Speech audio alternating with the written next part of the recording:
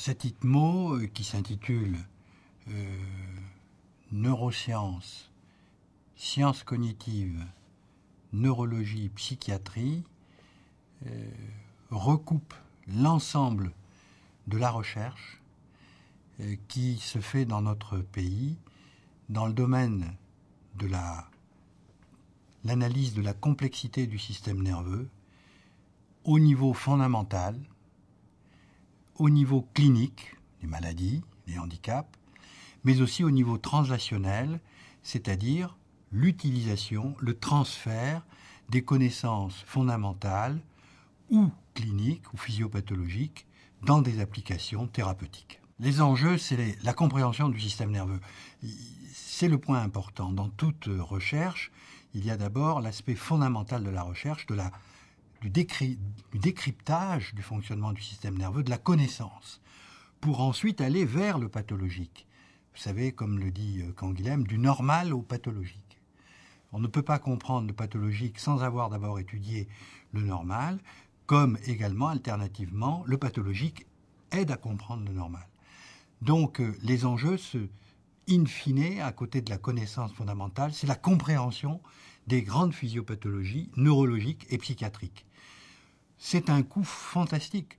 Au niveau européen, c'est un coût de plusieurs centaines de milliards d'euros, et particulièrement dans le domaine d'ailleurs des maladies mentales.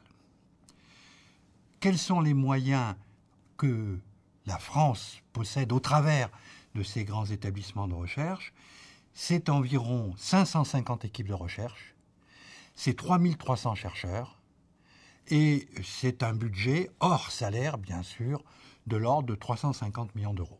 On a établi un plan stratégique avec un comité d'experts, une dizaine de personnes, autour d'Alexis Brice et de moi-même, les deux co-directeurs, et ce plan stratégique reprend les grandes thématiques, les grands axes de la compréhension du système nerveux et de sa pathologie.